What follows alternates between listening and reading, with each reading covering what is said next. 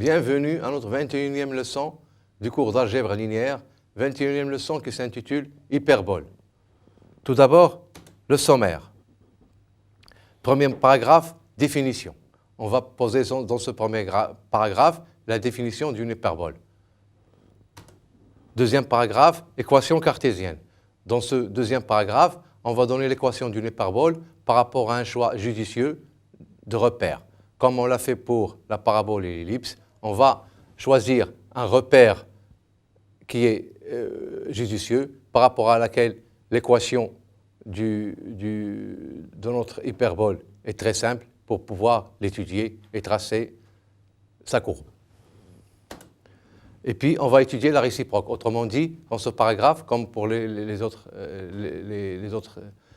leçons précédentes, on va se donner une équation et on va dire est-ce une telle équation définit une parabole, oui ou non? Et si oui, quelles sont ses caractéristiques?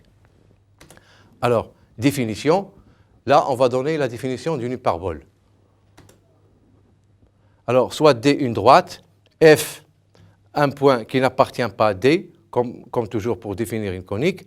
Si E est supérieur à 1, la conique du foyer F de direction D et d'excentricité E est appelée hyperbole. Alors, avant de continuer, rappelons aussi qu'on avait appelé conique l'ensemble gamma, qui était l'ensemble des points du plan. Donc, une hyperbole, c'est tout d'abord une courbe du plan, c'est une courbe plane dans le plan, telle que la distance du point M au point F divisée par la distance du point M à la droite D est égale à E.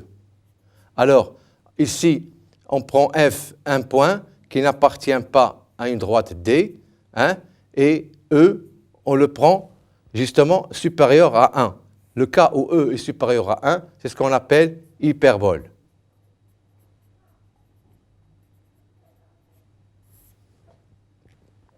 Bien, alors, une définition étant donnée, bien sûr, comme on l'avait dit, tout le problème consiste à choisir un repère orthonormé judicieux pour pouvoir écrire l'équation de cette hyperbole, de cette conique-là, d'excentricité E strictement supérieure à 1. Alors, équation cartésienne. Comme je l'ai dit, on va choisir un repère orthonormé par rapport à laquelle on va écrire justement cette égalité, cette condition que la distance de M à F divisée par la distance de M à D soit égale à E avec E strictement supérieur à 1. On va voir que cette condition-là va donner ce qu'on appelle une équation cartésienne. Alors, tout le choix consiste à bien choisir un repère. Alors, dans le repère orthonormé qui est F, I, J, où F est le foyer, et le foyer I, c'est un vecteur unitaire mais orthogonal à J, et J est le vecteur directeur unitaire de la droite D. Dans ce repère, bien sûr, comme pour la leçon précédente, l'équation de D est X égale à K avec K non nul, puisque justement F n'appartient pas à D. On va remarquer que, comme pour l'ellipse, c'est toujours le même commencement. On considère le repère F de centre d'origine F et de base IJ, où J est un vecteur directeur unitaire de D et I un vecteur unitaire orthogonal à J. C'est toujours possible de trouver de tels vecteurs. Remarquez aussi que notre droite D, elle admet toujours un vecteur directeur unitaire, ce n'est pas difficile de le calculer, et que le point F, puisqu'il n'appartient pas à la droite D, aura une équation X égale à K avec K non nul. Alors, pour M de coordonnées XY par rapport au repère F, I, J, on a M appartient à la gamma si seulement si la fameuse équation qu'on avait vue aussi dans le cours, dans la leçon précédente, qui est 1 moins E2 x carré plus Y carré plus 2 fois E carré kx moins E carré k carré égale à 0. C'est ce qu'on appelle l'équation cartésienne de la conique de foyer F de direction D d'excentricité E dans le repère f, ij. Donc vous voyez là encore que je choisis tout d'abord un certain repère qui est judicieux, et par rapport à ce repère, on écrit l'équation l'équation cartésienne. Bien sûr, cette équation cartésienne, elle n'est pas trop difficile, mais quand même, on va pouvoir toujours la simplifier par un changement de repère, et surtout, là, on va effectuer un changement d'origine. Donc, vous voyez que notre problème, notre démarche est la même que pour l'hyperbole, que pour l'ellipse. On fait un changement, on fait un premier choix de repère, et puis on fait un autre choix de repère à chaque fois que le besoin se fait sentir. Alors, qu'est-ce qu'on va dire maintenant? On va dire on va écrire tout d'abord l'équation en division par 1 moins E2 au carré. On va l'écrire sous cette forme. C'est comme on l'a fait pour le cas de la parabole. Alors, cette équation-là, on va chercher A carré et B carré tel que A carré égale ce terme-là. Hein? C'est-à-dire ce terme A carré, ce terme-là, et B carré tel que A carré, on va chercher A carré tel que A carré égale E carré K carré sur 1 moins sur E carré moins 1 au carré, et B carré égale E carré K carré sur E carré moins 1. Donc finalement, si on posait grand X égale X plus E carré K sur 1 moins E2 au carré, et Y égale petit y, alors tout le problème consiste à chercher, à poser A tel que A carré égale à ça, et poser B tel que B carré égale à ça, et effectuer le changement de coordonnées qui est grand X égale petit x plus E carré K sur 1 moins E carré et grand Y égale petit y. Alors, ce qui revient à considérer justement le repère orthonormé OIJ où OF est égal à E carré K sur 1 moins E carré I. Alors, l'équation dans ce repère-là va devenir, avec le fait de poser A carré égale E carré K carré sur E carré moins 1 E carré et B carré égale E carré K carré sur E carré moins 1. Le fait de poser tout ça va rendre l'équation X carré sur A carré moins Y carré sur B carré égale à 1. Remarquez que là, la différence qu'il y a entre l'ellipse et l'hyperbole, c'est que là, il y a un moins, alors que pour l'ellipse, on avait un plus. Donc, vous voyez, voilà la différence de notre travail, c'est que pour l'hyperbole, ici, il y a le moins, et pour l'ellipse, c'était plus. Bien. Alors, la courbe gamma est la réunion de deux courbes. Gamma 1 d'équation y égale b sur b racine du x carré sur a carré moins 1 et gamma 2 d'équation y moins b racine du x carré sur a carré moins 1. Remarquez que gamma 1 c'est moins gamma 2, donc il suffit d'étudier cette fonction-là, hein, parce que l'autre gamma 2 c'est notre que l'opposé. Gamma 2 a une équation qui est à une fonction définie, gamma 2 est définie par une fonction qui est l'opposé de celle définie sans gamma 1, donc il suffit d'étudier gamma 1. Gamma 1, c'est l'équation y égale b racine du x carré sur a carré moins 1.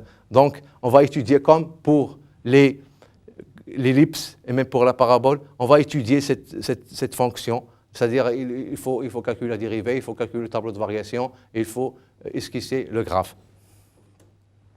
Alors, les courbes gamma 1 et gamma 2 sont symétriques par rapport à l'axe OX, justement parce que l'une est l'opposé de l'autre. Alors construisons gamma 1. Et on peut toujours supposer que A est strictement positif et que B est strictement positif, simplement parce que A et B n'interviennent qu'avec leur carré. Donc on peut toujours supposer que A carré est strictement positif et que B carré est strictement positif.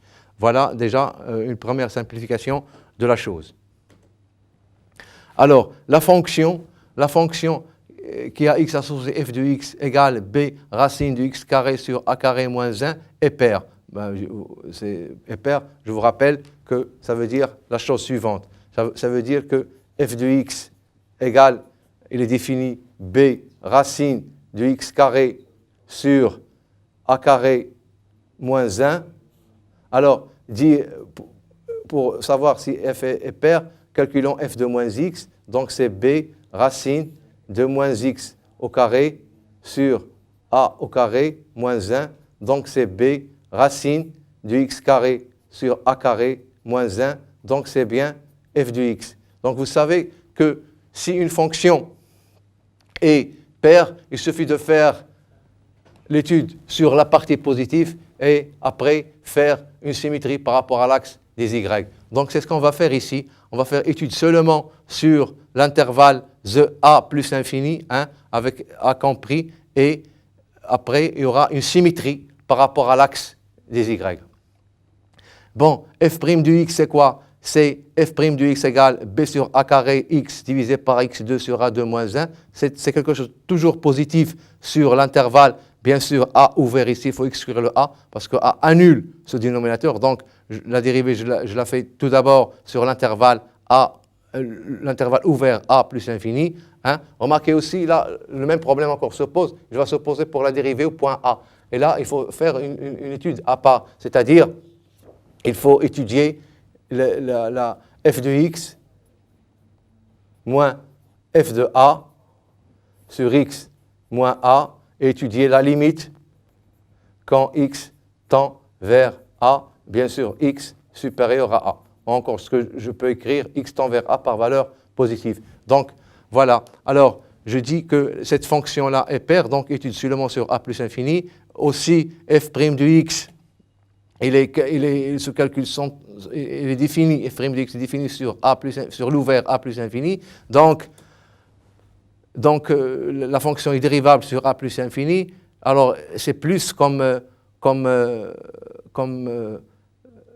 la dérivée est positive, donc la fonction est croissante. Alors, pour x supérieur à a, f de x sur x, c'est égal à b racine de 1 moins a carré sur 1 moins x carré. Et quand vous faites la limite, quand x tend vers a, de f de x sur x, cette quantité-là tend vers 0. Donc, finalement, racine de 1 sur a carré, c'est-à-dire 1 sur a, parce qu'on a supposé que a est positif, donc finalement ça fait b sur a. Donc vous remarquez ici que f de x sur x admet une limite qui est égale à b sur a. Alors ça veut dire quoi? Ça veut dire plus généralement quand une fonction f tend vers plus l'infini, quand x tend vers l'infini, et quand le rapport f de x sur x tend vers une constante, alors y égale à cette constante alpha fois x est une asymptote à la courbe au voisinage de l'infini. Alors, ce qui reste à préciser, c'est la position de la courbe par rapport à l'asymptote. C'est-à-dire, est-ce qu'au voisinage de l'infini, la courbe va rester en dessous ou au-dessus de l'asymptote.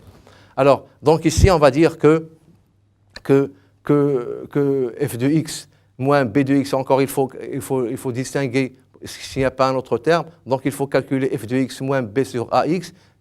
On va trouver cette expression-là et considérer sa limite quand x tend vers plus l'infini, on trouve 0. Et donc, on va dire finalement que la courbe admet une asymptote oblique d'équation y égale à b sur x. Donc, vous voyez bien que notre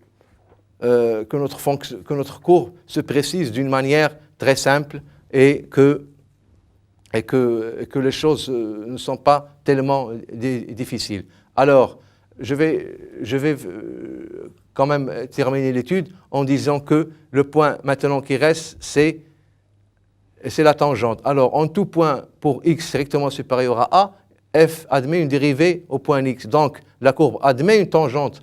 Hein. Comme je l'ai dit, quand une fonction f est dérivable en certains points, elle admet une tangente en ce point. Quand il y a problème en la dérivabilité, il faut l'étudier à part. Et là, il faut étudier ce qu'on avait dit là, limite de f de x moins f de a sur x moins a. Alors, étudions la tangente au point A de coordonnées petit à 0. Pour x supérieur à a, on a justement f de x moins f de a sur x moins a égale à b sur a racine de x plus a sur x moins a, d'où cette limite qui va être égale à, quand x tend vers a, va être égale à plus l'infini. Et donc, ça veut dire que la courbe admet une tangente parallèle à ou y. Alors, en raison de symétrie, justement, précédente, on peut conclure, comme pour les paraboles et les ellipses, que la conique gamma admet une tangente en chacun de ces points. Alors, avant de continuer, regardons qu'est-ce que ça donne comme courbe. Alors, Ça donne, voilà, le gamma 1, c'est cette courbe-là, sont symétriques par rapport à l'axe des Y qui est là. Ça sera celui-là. Et donc, gamma 2, il suffit de prendre le symétrique par rapport à gamma, à l'axe des X. Hein. Il suffit de prendre le symétrique par rapport à l'axe des X pour avoir cette portion-là de gamma 2 et le symétrique par rapport à l'axe des X pour avoir le symétrique de gamma 1 par rapport à l'axe des X pour avoir gamma 2. Donc, gamma 1 et gamma 1 sont donnés par l'équation et par la fonction. Et pour avoir gamma 2, je fais le symétrique de gamma 1 par rapport à l'axe des X. Et pour avoir l'autre portion de gamma 2, on fait le symétrique de gamma 1 par rapport à l'axe des X. Donc, ce qu'on a en vert ici, ce sont les courbes gamma 1 union gamma 2, c'est-à-dire toute la courbe gamma. Alors, remarquez que les asymptotes sont les droites y égale à b sur ax, y égale à moins b sur ax, qui sont là. Hein. Alors, jusqu'à présent, qu'est-ce qu'on a fait? On a juste tracé notre courbe. Hein. On n'a pas encore parlé de combien de foyers il admet cette conique. Bon, on est sûr qu'il admet au moins un foyer, qu'il admet au moins une direction, mais peut-être qu'il en admet deux foyers, deux directions. On ne s'est pas encore intéressé à ce problème. On a juste fait ce qu'il fallait faire pour étudier la fonction. On a écrit son équation cartésienne et puis, par rapport à un choix de repère judicieux, on a écrit une forme très simple de notre hyperbole qui nous a permis de l'étudier et on l'a étudié et finalement on a trouvé cette courbe-là qui est comme ça. Alors, ce qui va suivre maintenant dans la leçon, c'est trouver justement les caractéristiques géométriques de notre conique, de notre hyperbole, c'est-à-dire les foyers, le centre, l'axe focal, les sommets, bon, voilà. Alors, c'est ce qu'on va étudier dans ce paragraphe intitulé « Réciproque ». Bien. Alors, réciproque, il s'agit de prendre une courbe. Justement, on a vu que toute hyperbole avait une équation de la forme x sur a carré moins y carré sur b carré égale à 1 dans un certain repère orthonormé OIJ. Hein? Alors, on part maintenant d'une courbe qui a une équation de cette forme et on regarde quelles sont les caractéristiques, c'est-à-dire c'est quoi son foyer, c'est où ses foyers, ses directions. Bon, l'excentricité, bien sûr, c'est toujours E qui est aussi à préciser. Donc, tout ça, on doit le tirer à partir de cette équation-là. Bien sûr, à partir de sa courbe, finalement, mais surtout à partir de l'équation. C'est-à-dire, on va faire la chose d'une manière analytique, hein, c'est-à-dire par les calculs. Bien. Alors, montrons que gamma est une conique dont on cherchera le foyer F, la direction D et l'excentricité E strictement supérieure à 1. Alors, vous voyez que l'excentricité E, on s'est donné déjà une chose, c'est que c'est une conique dont il faut chercher le foyer, la direction et bien sûr l'excentricité E qui doit être supérieure à 1. Hein? Alors, il s'agit de trouver E et K tel que A carré égale E carré K carré sur E carré moins 1 au carré et B carré égale E carré K carré sur E carré moins 1. Remarquez que c'est la même démarche que pour l'ellipse. On cherche E et K tel que A carré égale et B carré égale. Hein? C'est toujours la même démarche. Donc, si vous avez bien fait la démarche de l'ellipse, la démarche de l'hyperbole se fait d'une manière similaire. Hein? Donc, voilà. Alors, bon, bien sûr, il faut les calculer. Donc,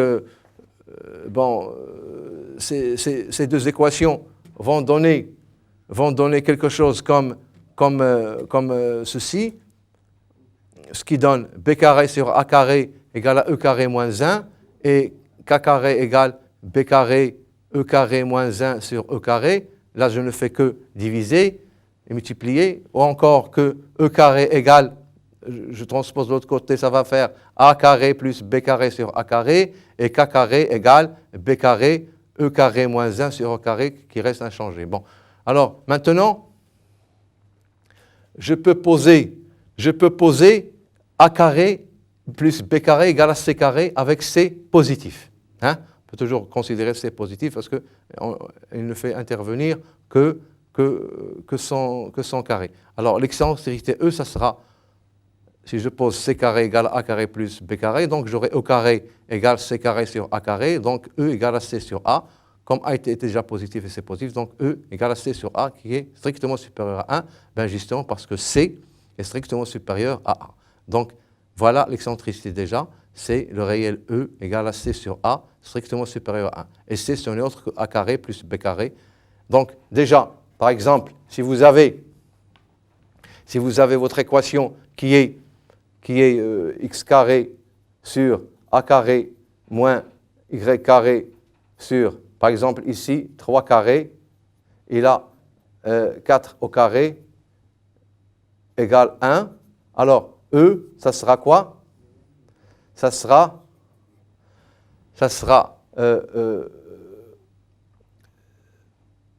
C sur A. Alors, c'est quoi C sur A? C'est C carré, c'est A carré, c'est-à-dire 3 carrés plus 4 carrés, c'est-à-dire 9 plus 16, c'est-à-dire 25. Donc, C, c'est 5.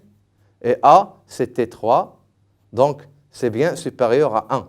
Hein? Donc, vous voyez que cette équation-là, l'hyperbole d'équation x2 sur 3 au carré, hein, moins y2 sur 4 au carré égale à 1, était E égale 5 sur 3, qui est bien supérieur strictement à 1. Bon, vous voyez que automatiquement, on a l'excentricité. Hein? Ce n'est pas quelque chose qui est difficile à trouver, l'excentricité. Maintenant,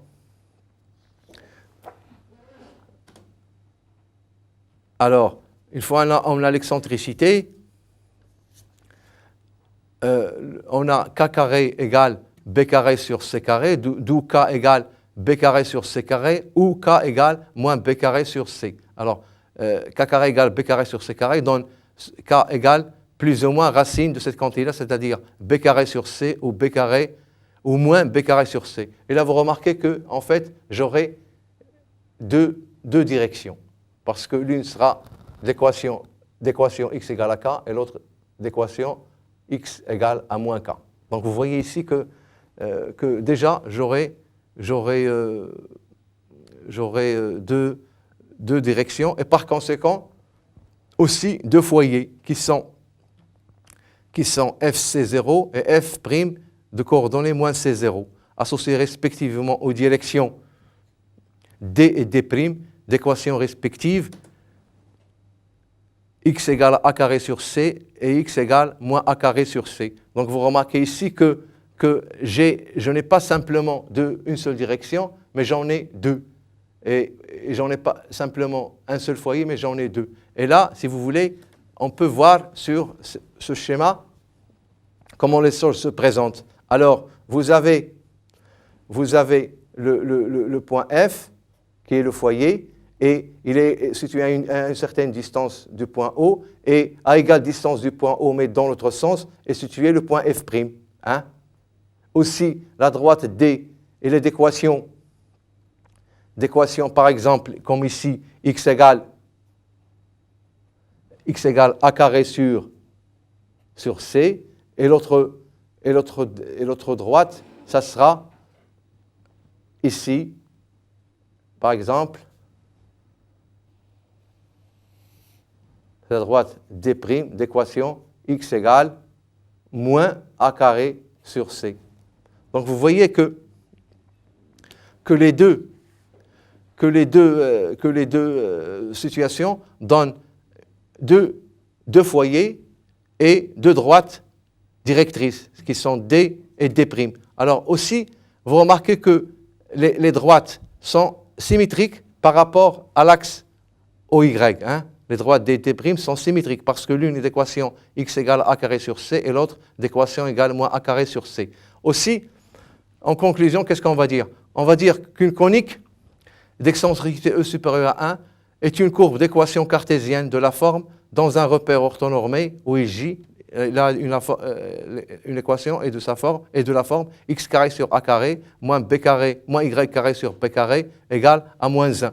Une telle courbe est appelée hyperbole de centre O, d'axe OX et Y. Les points de rencontre avec les axes sont les sommets de l'hyperbole. Alors, comme on le voit sur cet exemple-là, les sommets sont les axes de l'hyperbole sont OX et OY, ce sont les axes de symétrie. Hein.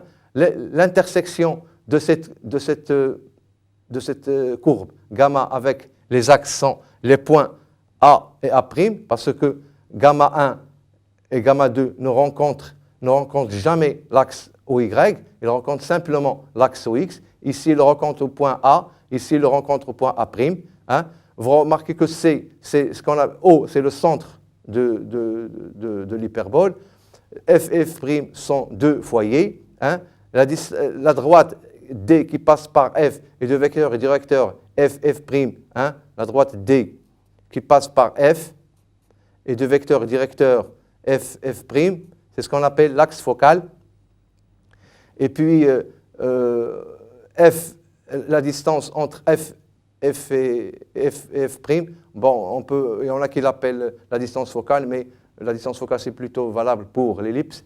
Alors, donc vous voyez que l'hyperbole, c'est quelque chose qui est, tout d'abord, il est formé de deux portions, ce n'est pas une courbe qui est fermée, hein. Il y a une portion de ce côté-là, de ce côté, et l'autre de l'autre côté, qu'il y a une symétrie par rapport à l'axe des Y, qu'il y a une symétrie par rapport à l'axe des X, qu'il admet deux foyers F et F', qu'il admet des asymptotes, Y égale B sur AX et Y égale moins B sur AX, deux directions qui sont D et D'. Alors, maintenant, si on se donne un exemple, par exemple, supposez que vous avez x carré sur 2 moins y carré sur 3 égale 1. Alors, c'est quoi l'excentricité? Pour calculer l'excentricité, il faut tout d'abord calculer c carré qui est égal à 2 carrés plus 3 carrés, c'est-à-dire égal à 4 plus 9. Donc, c'est égal, 4 plus 9, c'est quelque chose comme 13. Donc, le E, c'est C sur A, donc racine de 13 sur 2, vous voyez que c'est strictement supérieur à 1. Alors, pour avoir les axes, alors la droite D, elle est d'équation x égale b carré sur c, c'est-à-dire, alors b carré sur c, ça fait 9 sur c qui est racine de 13. Et l'autre, c'est x égale moins b carré sur c, c'est-à-dire 9 sur moins 9 sur racine de 13. Encore, si je veux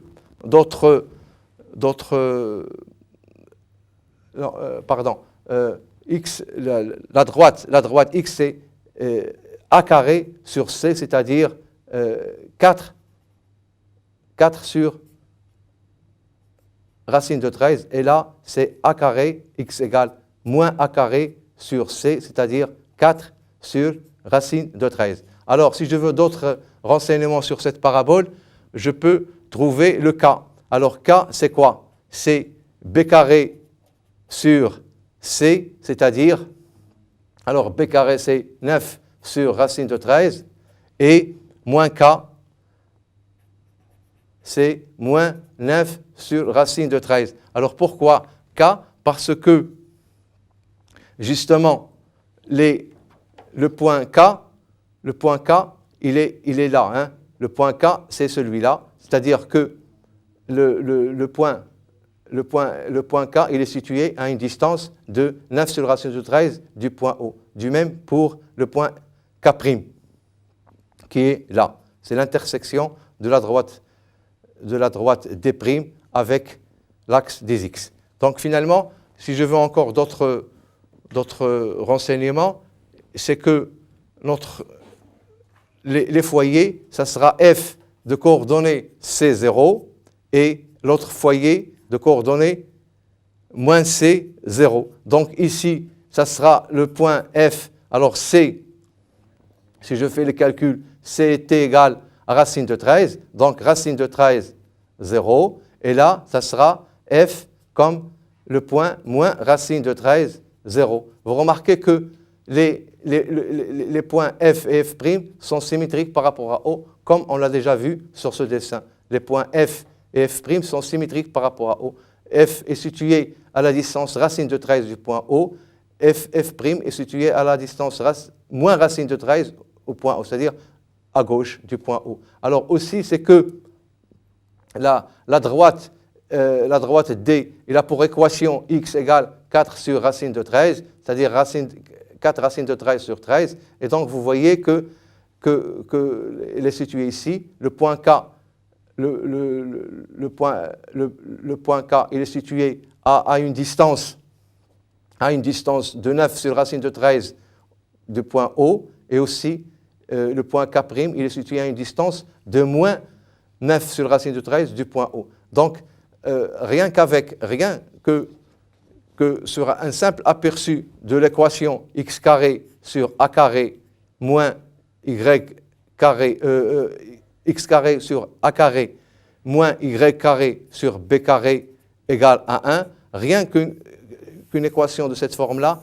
elle donne tous les renseignements nécessaires pour notre parabole. Donc, je récapitule en disant que tout le problème consistait à trouver le bon repère par rapport à laquelle la courbe admet une équation simple et facile à étudier, comme pour la parabole et comme pour l'ellipse. Donc, là aussi, remarquez qu'une hyperbole n'est pas un cercle. C'est justement, comme je l'ai dit, ce n'est pas une courbe qui est fermée, hein. C'est une courbe qui a une allure de ce type, hein, qui est là comme ça, qui n'est pas... c'est pas comme l'ellipse qui est fermée, hein. Une ellipse, c'est un cercle, c'est une ellipse, c'est le cas A égale à B, mais une hyperbole, bien sûr, c'est quelque chose qui a une allure un peu différente. Alors, bien sûr, est-ce que le problème qu'on peut se poser une fois on a étudié le conique, c'est le problème suivant, par exemple, est-ce qu'une équation de la forme, hein, en général, une équation, voilà un problème que je pose, une équation de la forme ax au carré plus by au carré plus cxy plus d plus cxy plus d égale à 0. Alors, une courbe de cette forme, qu'est-ce qu'elle peut représenter?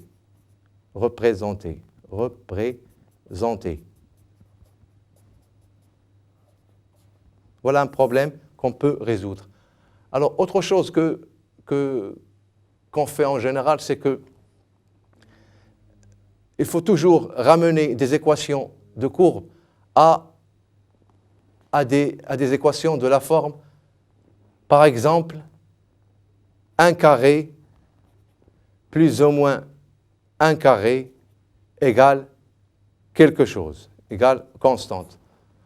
Quand on peut ramener une équation d'une courbe comme ça, ben, on peut résoudre pas mal de problèmes parce que ça nous permet de l'étudier plus facilement que si on les avait commencé sous cette forme. Regardez qu'une courbe qui a une équation cartésienne de la forme ax2 plus by2 plus cxy plus d égale à 0 est beaucoup plus difficile à étudier, même si d est nul, que si la courbe se présentait sous la forme x au carré plus ou moins y au carré égale constante. Ben, ce qu'on a fait jusqu'à présent pour les paraboles, c'est que on a dit la parabole c'est y carré égale 2px, puis on a dit l'ellipse était x2 sur a2 plus y2 sur b2 égale à 1, et puis on a dit voilà, l'hyperbole a pour équation x carré sur a carré moins y carré sur b carré égale à 1. Donc vous voyez bien, comme je l'ai dit, que c'est qu'à partir d'une équation de cette forme, on peut très bien donner tous les paramètres de notre hyperbole. Alors, bien sûr, pour conclusion, cette conique admet deux couples f, d et f', d', de foyer et direction, hein, associés. La droite f', ce qu'on appelle l'axe focal, la distance de C et la distance focale avec C carré égale A carré plus B carré. Vous remarquez ici que, comme pour la parabole, comme pour l'ellipse, elle admet deux axes de foyer et directrice qui sont FD, F' égale à D', et que la droite F' est l'axe focal, la distance de C, ce qu'on appelle la distance focale. Alors, sur un exemple, par exemple, alors regardez ici, par exemple, si vous avez x carré sur 3 moins y carré sur 2 égale à 1. Alors, c'est quoi la distance focale? La distance focale, c'est 2C. Et C, c'est quoi? Ben, C, c'est, il faut calculer C carré, c'est A carré plus B carré, c'est-à-dire 3 carrés plus 2 carrés, c'est-à-dire finalement 9 plus 4, donc c'est 13, donc C, c'est racine de 13, et donc finalement 2C, c'est 2 fois racine de 13. Et donc c'est ça la distance focale. Alors remarquez que cette distance focale, c'est ce qu'on utilise quand on fait, par exemple pour l'ellipse, c'est ce qu'utilisent les opticiens. Pour l'hyperbole, ben c'est un paramètre aussi qui doit avoir ses applications. Alors la distance focale, si vous voulez, c'est 2C. Voilà, c'est cette distance-là entre les deux, entre ici et là. C'est ça ce qu'on appelle la distance focale. La distance de C, la distance focale. Alors, l'axe focal, bien sûr, c'est l'axe qui passe par F et par F'.